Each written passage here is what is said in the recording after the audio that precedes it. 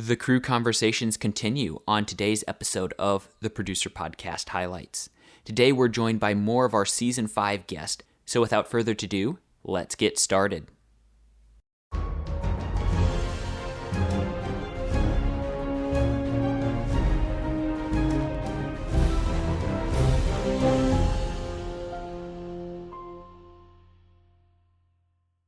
Starting us off on today's episode of the Producer Podcast Highlights, we have location manager Josh Pittman.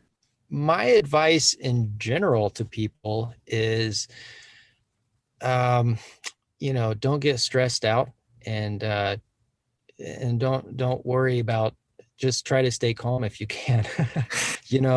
Having a good attitude is huge. And again, good communication, trusting the people around you.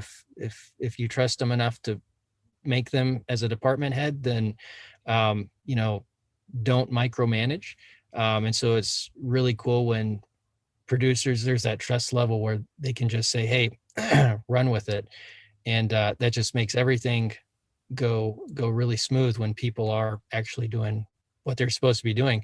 But a big advice I give everybody, and especially the people who I work with, is a lot of times on a film set, it'll seem like, 3 big things will come right at you directly and that need to get taken care of like 10 minutes ago. And it's like, you are holding up production. Everything is like, what were you thinking? This, needs to be addressed now. And sometimes it's things that you don't have control over. And so I tell people, look, do what you can, but give it 10 minutes. And a lot of times in 10 minutes, most, if not all, the issues have worked themselves out. So, if don't get stressed, because if you get stressed easily, everything on a film set is going to stress you out. And at the end of the day, it's not going to be fun and it's not going to be worth it. Next up, we'll hear from production manager Allison Weber. Ideally, all that you can do before you start shooting, you should. If you can head off any loose ends, because we all know in filmmaking, there are going to be wrenches thrown into everything. You don't want to be scrambling because, you had, XYZ that you still needed to do. And now this problem came up and now, we're in the weeds. Mm-hmm. So I think pre-planning and doing everything within your control before stepping onto set day one, do it. That would be my biggest advice, because we know things are going to pop up. We know problems are going to arise, and we don't want to have, going into it already with, not problems, but, we don't want to be overwhelming ourselves unnecessarily. I think that would be the best way from that standpoint to make sure a set's running smoothly from day to day. I think also having the right team in the right places is going to run your set smoothly. Making sure everyone knows where they need to be and when and what they should be doing. And if they don't, find out why. Where is the disconnect? And how to resolve that, because I think the goal would be everyone shows up, they know exactly what they're doing, they know what they should be doing, they know where they should be, and we go. Mm-hmm. That's best case scenario. Continuing our conversation, we're joined by stuntman Michael Walker. To being a part of producer, just making sure, I would think, because there's so much going on a film set, you don't have time to stop and look at each one. Okay. Mm-hmm. But to help that, I would get the whole crew together and just have a crew meeting, and making sure that the producer knows everyone what they need to do. So because if you're on set and if the producer's on set and he's doing all this, he doesn't have time to go over to the lighting and say, hey, I need you to do this, or camera, I need you to do this, or actors, I need you to do this. Make sure that to be a better producer, make sure you know everyone's position and like know and make sure that they know what you're looking for, you know. And it's just going to help everyone also in the whole film set too, like because I have never been in a producer's shoes, and I can only imagine the stress level of a producer, like how high that could be, because there's so much going on. But just make sure that he knows everyone. He has that meeting. He gets to know everyone on that set before filming. You know, it's just going to make it a lot easier. And making sure you have a great AD. I would say having a great AD is going to help so much for that producer because the AD is going to help the director and make sure everyone else is safe, you know. So it's going to take it will take a lot off your shoulders for the producer too, for that, if you have a great AD. Next up, we're joined by sound mixer Teddy Halloran. I'm going to give you several. Don't be a jerk.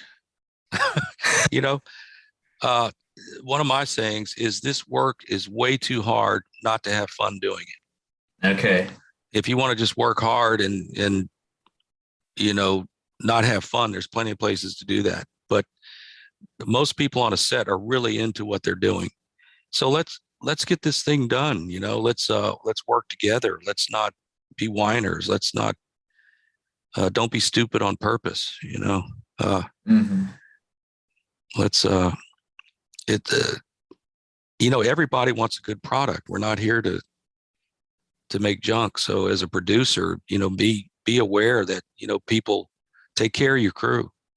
You know, a little bit goes a long way, you know, stuff like food concerns and hours. That's a big thing. You know, you can't expect people to work at no to low budgets and be putting in 17 hours days. That's just going to frustrate everyone. You there's a diminishing returns. You're not going to get anything out of it. That you've worn the actors out, you've worn the crew out. It's unsafe to get home. Plan your day. You know, just as a producer, when I produce things, I always try to over budget as much as I can. And one thing I do insist on over budgeting is my schedule. Okay. If you think you can get it done in 10 days, that's not how I'm going to do it. I've seen on so many movies where, we're going to put, there's going to be a dolly track shot. We're going to lay some track. We're going to get the little doorway dolly out and do this. And we have a jib on this shot. And you get towards the end of the scene, at the end of the day, it's like, well, put the jib. We don't have time. You know, we're just going to shoot the words on the page. That's all we can get. Well, now you've taken all the cinema out of it. Are you making a movie? Are you shooting, you know, just people talking in ones and two shots? Yes. You know, who wants to see that? You're trying to tell the movie, the story with a camera. You need to know the language of film. You need to know that's the cinema aspects of this are important. So leave yourself enough room to get those things. Be able to tell, you know, I worked on a film recently. We shot it in 15 days and we put in, I can't tell you how many 8-hour days. It was like, how are we getting this done? But the director was super focused, knew what he wanted. We weren't spending a lot of time on stupid stuff. Everything was pre-planned. You know, it costs no money to do pre-planning. Yes. You know, spend your no money there, not on people who deserve a little bit. So be smart. You know, plan, then shoot. Over budget your schedule just for the days you think if you plan it down on the wire, you're going to be missing days. Then now you're having to come back and, we can't get that actor and we got a different crew. We can only, you know, you get in all those kind of problems. So be smart about it. And rounding out this episode of the Producer Podcast Highlights, we're joined by BTS crew member Kevin Peoples. The best advice I would give on running a good set would be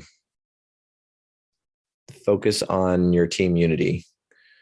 And the Kendricks do such a good job at this, is that they build out a team that they know is going to have that unity and be that family and work well together. because you're going to have stressful times where you're running up against the clock, potentially going into overtime. You're going to have ideas that may or may not work, whether that's, a makeup idea or, something's not going to meet your expectations and it's going to put pressure on your crew. And if that crew trusts in each other and believes in each other and is there for each other as a family, then you're going to be able to work through those problems so much easier. Stephen Kendrick is an encourager, and that's, I think, one of the best strengths I've seen of him as a producer is encouraging his crew, understanding when they get tired. You're working so long for so hard, you're away from your family during production, that it's very taxing. And so knowing that these people are here not just to give you something and that you get something out of them, but they're furthering their careers, they're sacrificing a lot to be here. And so really encouraging and blessing your crew. One time on War Room, they had an ice cream truck show up outside and they stopped production. They built in their schedule that day. It was a shorter page count that day. And so we had like a 30-minute break where we all got free ice cream from the ice cream truck. And it felt like you were a kid again. It's like when the ice cream truck came around the corner, and it was like they didn't need to spend money to give, kind of unlimited ice cream to, 50 people, but they chose to bless us, and it, pushed us through the rest of that week and got us through. And so I would say that's the best thing to do for a crew is, from the top, can you find a couple $1,000s in your budget to bless them? We get hospitality bags when we come into our hotel rooms or when we come on location, and then like an ice cream truck showing up or things like that. It might be a small little chunk out of your budget and not much, but little blessings along the way to encourage and bless your crew really helps that morale and helps keep that up, to know that they care about you as a person and not just what can you give me to make my movie better. And with that, we're going to wrap up this episode of the Producer Podcast Highlights. Stay tuned for more episodes of the Producer Podcast Highlights coming soon, as well as new episodes of the show. Make sure you subscribe to the Producer Podcast on Instagram, as well as wherever you listen to podcasts.